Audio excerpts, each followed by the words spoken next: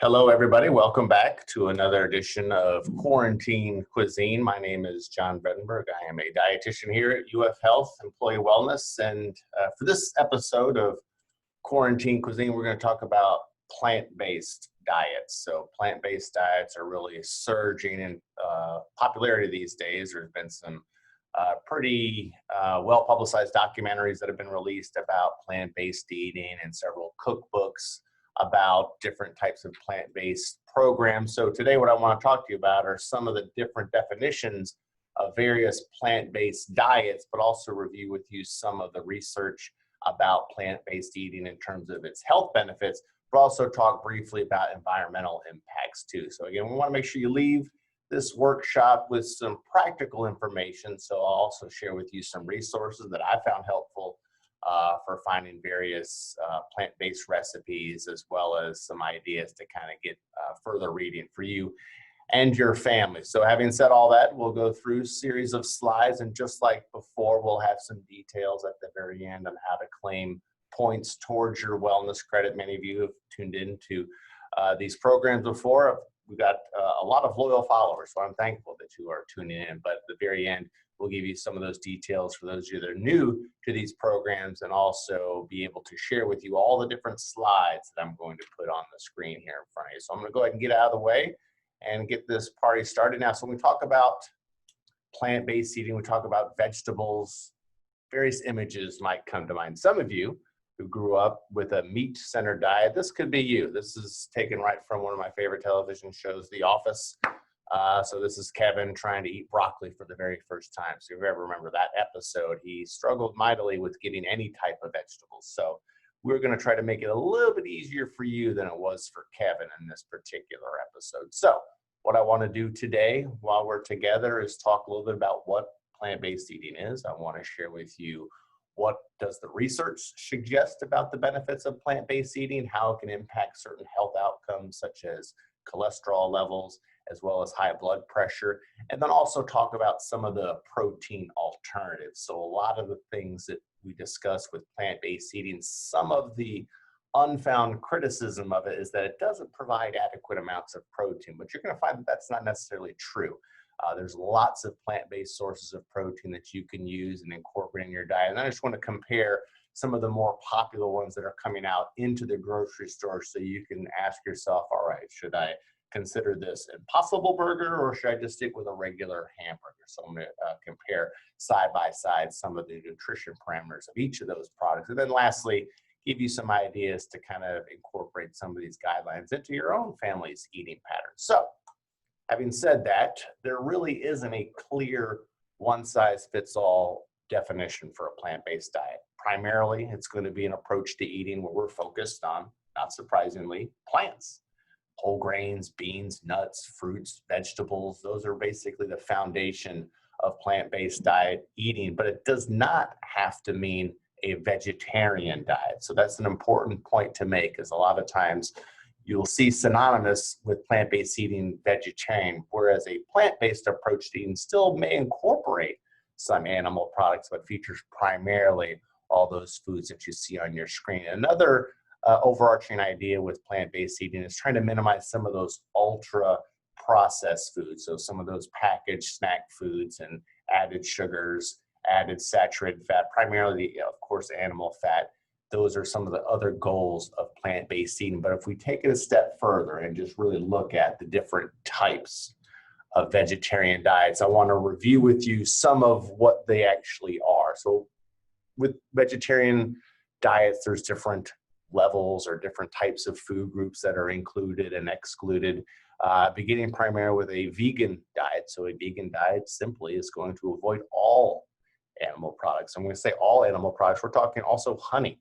It's not even part of a vegan diet. There's another approach to vegan eating called a raw vegan diet. And just as the name implies, the majority of calories in the raw vegan diet is coming from foods that are not cooked. And that's a very restricted eating pattern. It can be very difficult to sustain over the long haul, but is a different type of approach of a vegetarian diet. And then you have vegetarian diets, which include other types of animal products. So ovo vegetarian, so ovo meaning egg, and lacto meaning milk. So those types of vegetarian eating patterns are going to include foods from the milk group and foods from the egg category as well. So they're a little bit more, have a little bit more broader appeal and a little bit easier to get some nutrients that could be lacking in a strict vegan diet, such as vitamin B12.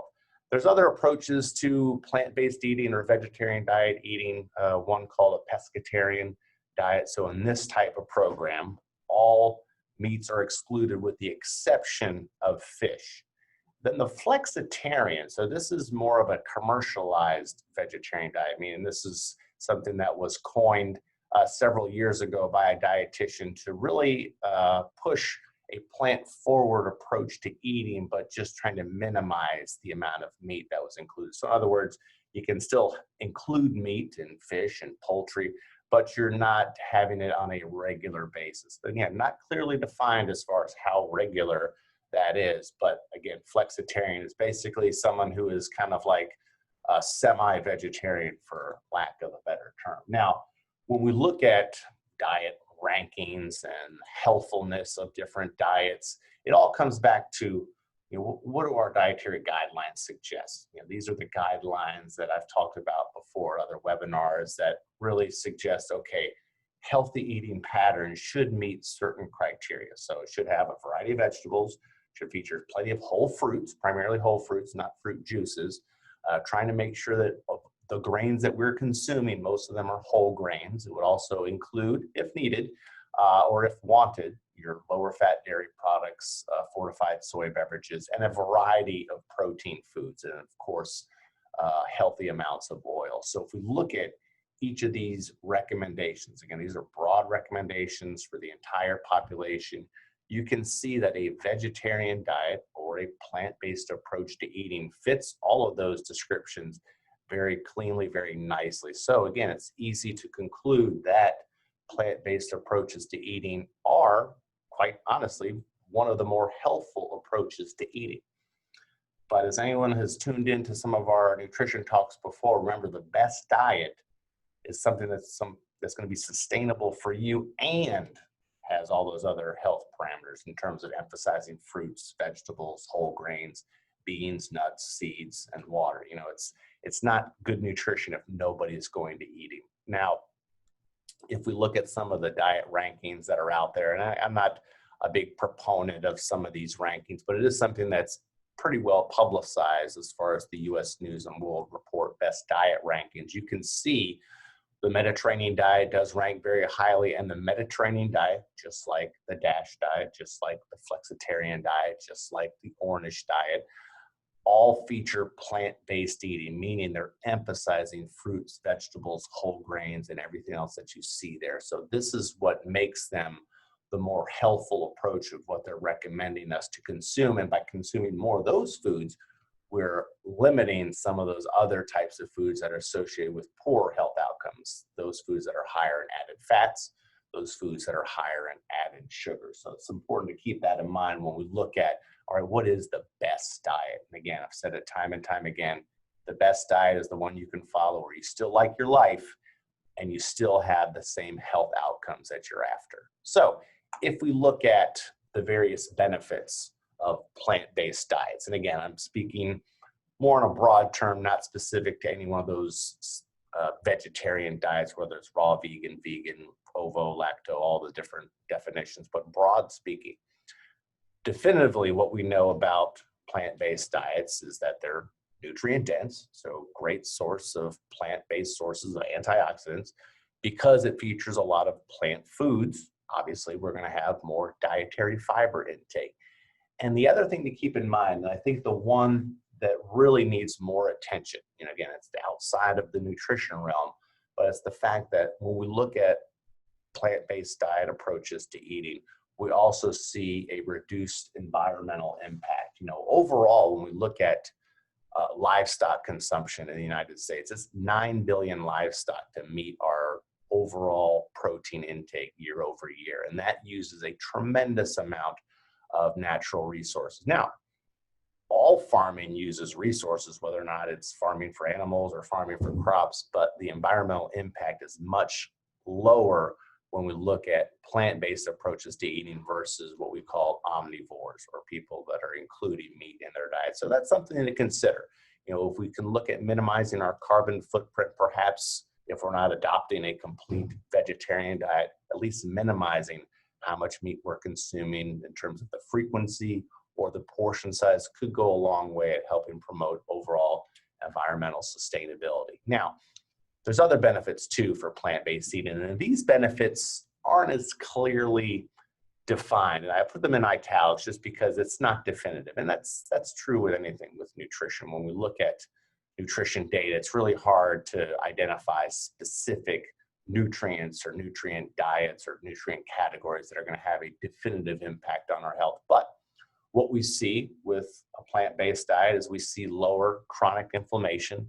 Several studies have looked at how vegetarian diets and plant-based diets help reduce C-reactive protein, which is one of those markers of chronic inflammation. So that's something to consider.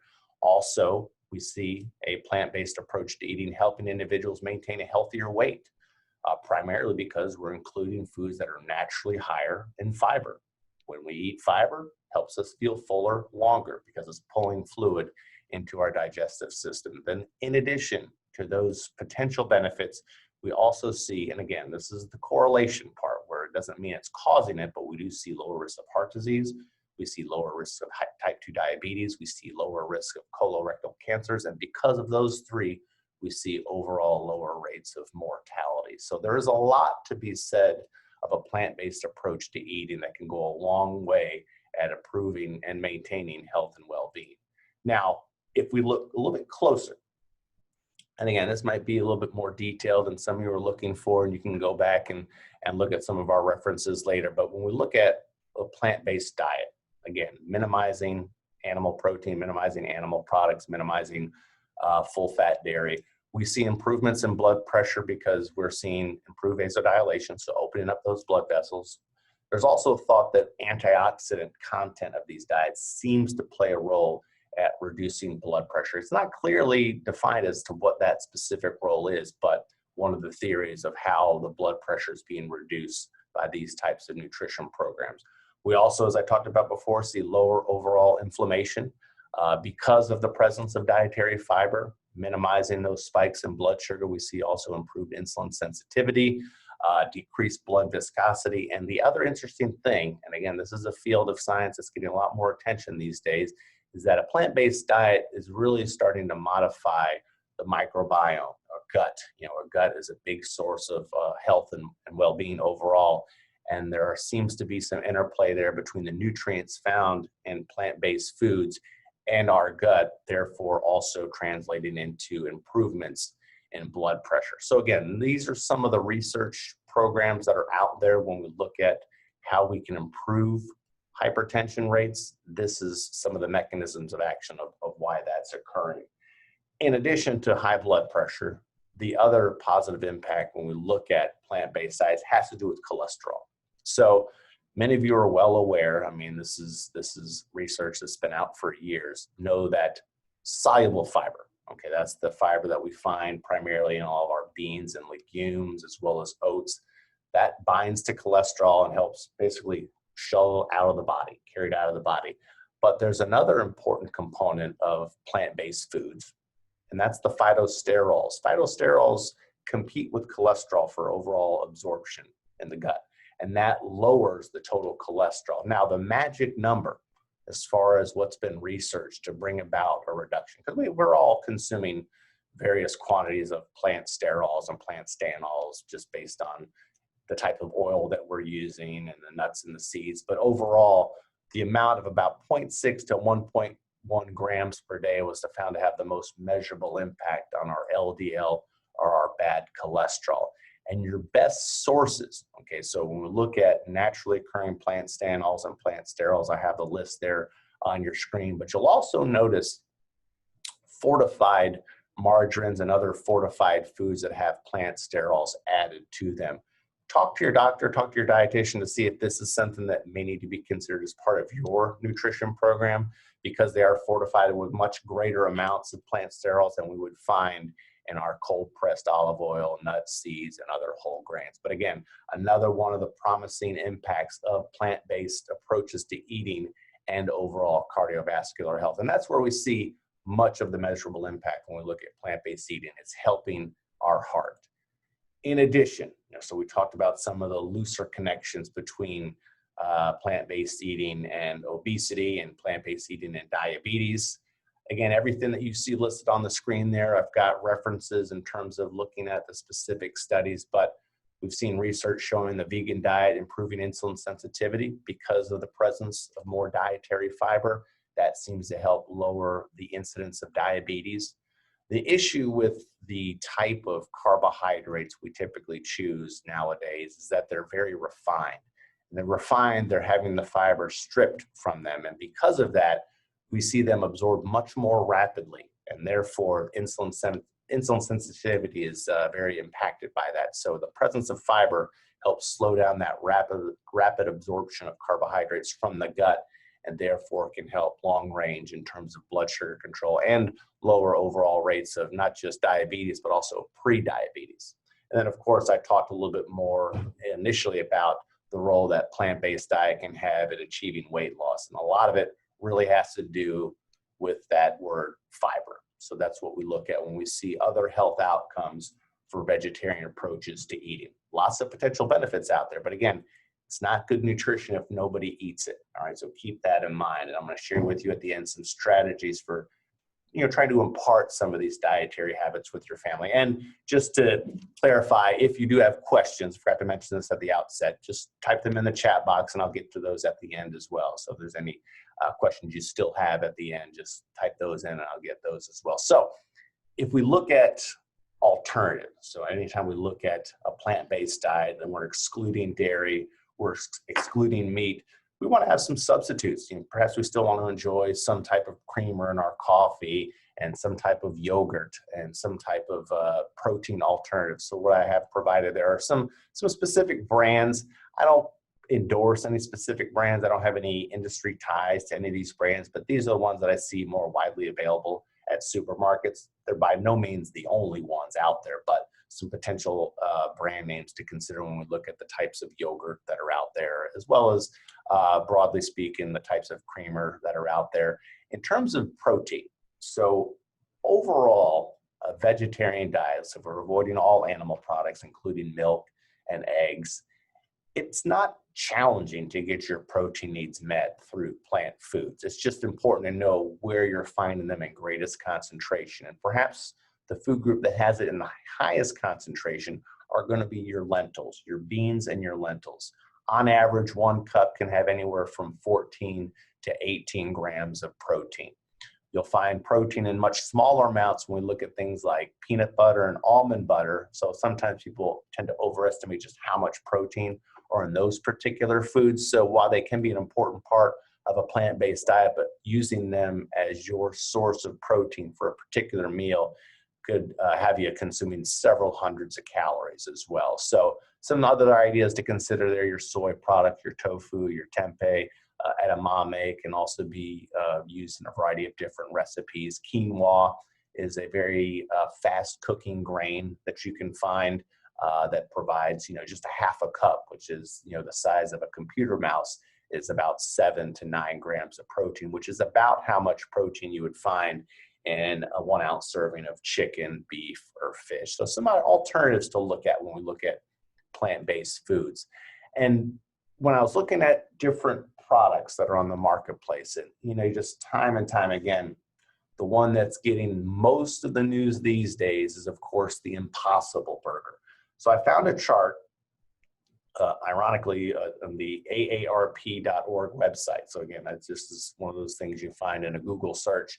But I like this chart because it does a good job at just comparing key nutrients across different types of plant-based burgers, so to speak, to a traditional burger. So a traditional hamburger needs to have fat to make it flavorful. So you want it to have at least 80-20 mix of ground beef. It might be a little bit less lean than that, but at minimum, 80-20 is considered the standard for making a hamburger. So when you compare that portion size to an Impossible Burger or the Beyond Burger, you see you don't really have a huge difference in calories, all right?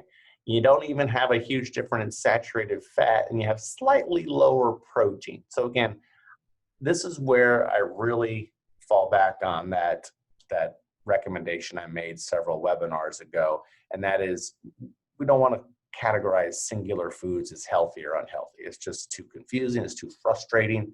But when we look at the Impossible Burger compared to a traditional hamburger, about the same amount of calories, maybe 30 calories less if you're just having a 3-ounce portion, which is, a pretty modest portion, about the size of the palm of your hand.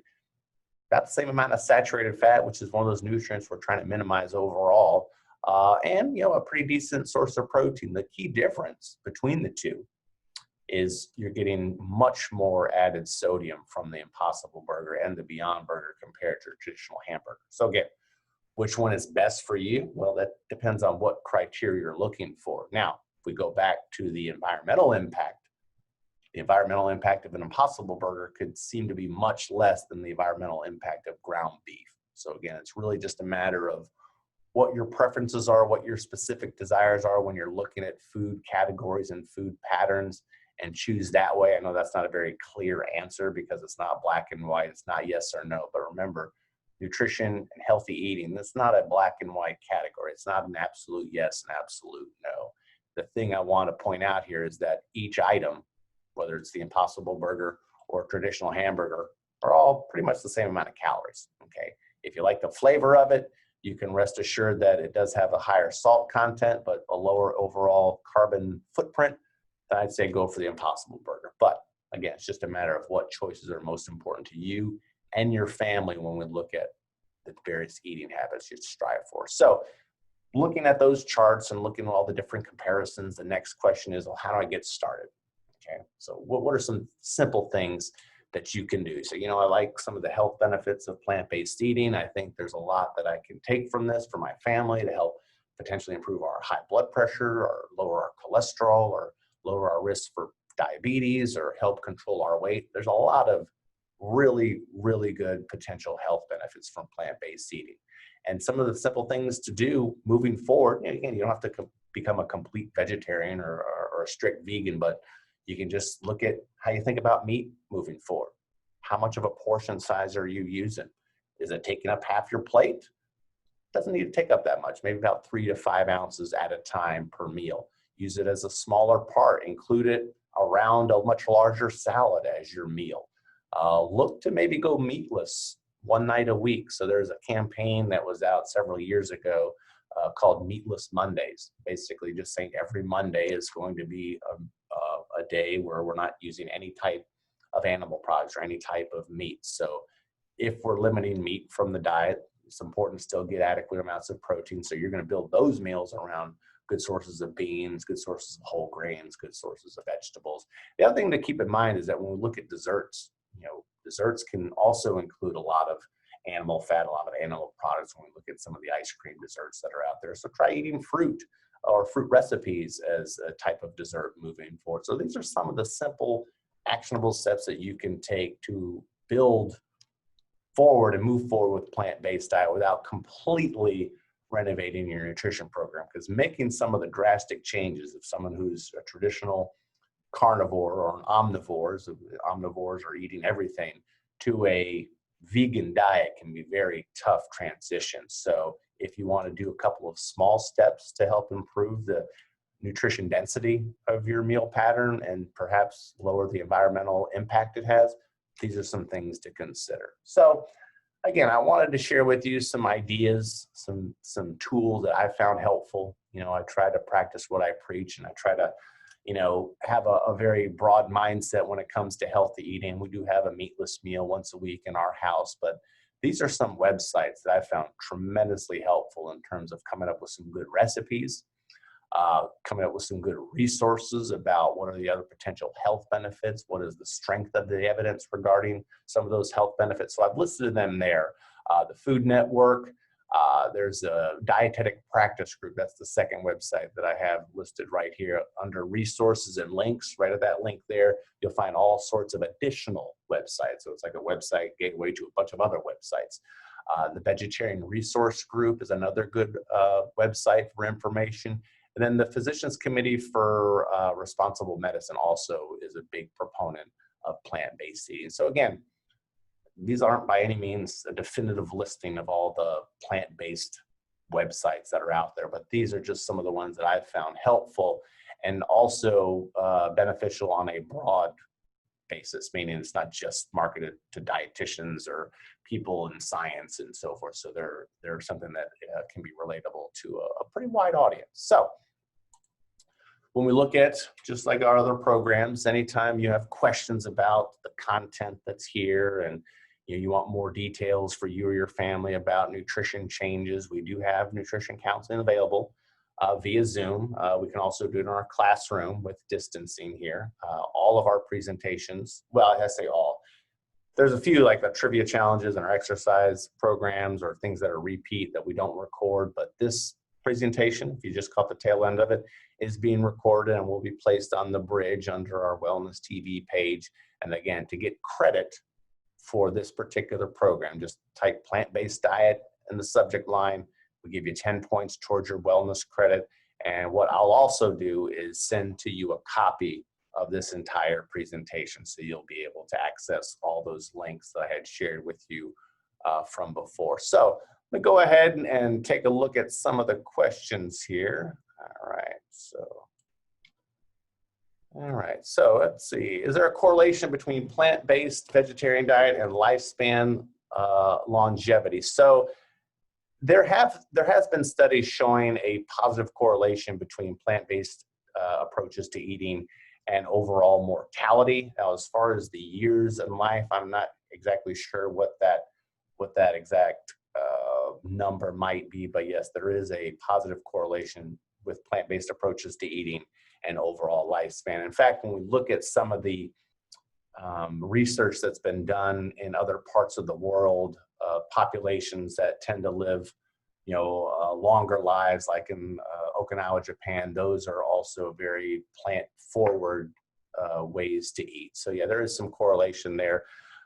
Question here, what about a keto diet and DM? I suspect that's diabetes mellitus. So a ketogenic diet would basically be the opposite of everything we just talked about. So a ketogenic diet is minimal carbohydrate, lots of animal protein, lots of animal fat, can potentially help with blood sugar control because it doesn't have the amount of carbohydrate that a traditional omnivore diet or a plant-based diet might have. But again, it's all about the sustainability. So that's something I would have you talk to your physician about or your dietitian to see if this is an approach that could help you with blood sugar control. But oftentimes when we look at the best way to achieve blood sugar control, again, independent of the type of meal plan that's being followed, is to really have a conservative approach to those starches. So your potatoes, your rice, your pasta.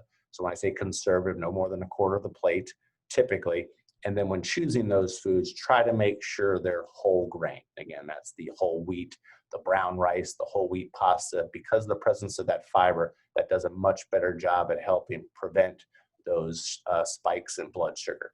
Another good question here, does quinoa have more protein than equal quantity of rice? Yes, it does. It actually, there's several varieties of rice that are on the market when we look at black rice, brown rice, wild rice, rice pilaf, but ounce per ounce, quinoa does have a higher concentration versus an equal quantity of rice. And also, they're fairly similar in calories too. So if you have the equal quantities, you have a little bit more protein, slightly less carbohydrate. Again, all depends on the type of rice, but yes, more protein ounce per ounce versus rice. And I think, and again, I feel like I should have a catalog of grains at the top of my head, but I believe quinoa might be the highest protein grain, at least the one that's widely available in terms of supermarket. All right, so here's a funny one. I did this too. So I ordered the Impossible Burger at Burger King, and I immediately asked, do you want bacon and cheese on that? Yeah, so it's one of those things. Is it impossible or is it possible? I tell you what, I've tried the Impossible Burger, and it's remarkable just how closely it tastes like a regular hamburger. And a lot of it has to do with the type of soy protein that they've more or less engineered to be part of that burger. But again, the flavor is very comparable.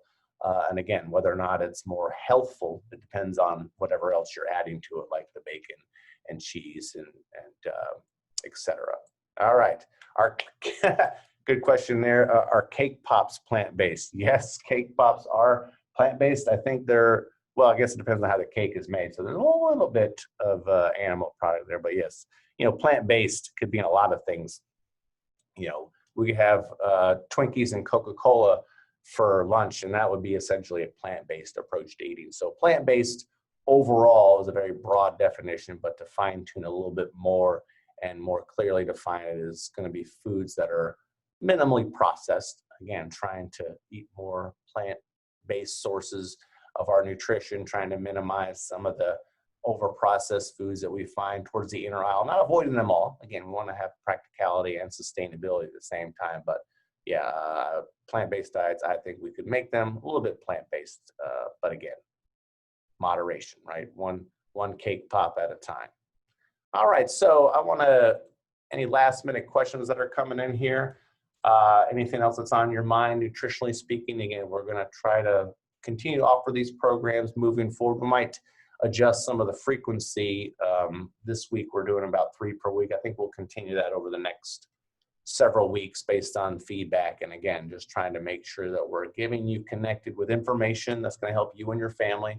Anytime you have questions regarding nutrition, that's what I'm here for. I'm here to help. I'm here to be a resource. So reach out to me, email me, call me, whatever's going to work for you, and I can try to help you out as best as I can and make sure we continue to have some good information out there. So looks like that's the last of the questions. I appreciate all the feedback. I appreciate the kind words. And most of all, the best diet is the one that you can sustain. So keep that in mind. You got to like your life and like your food. All right. Take care, y'all.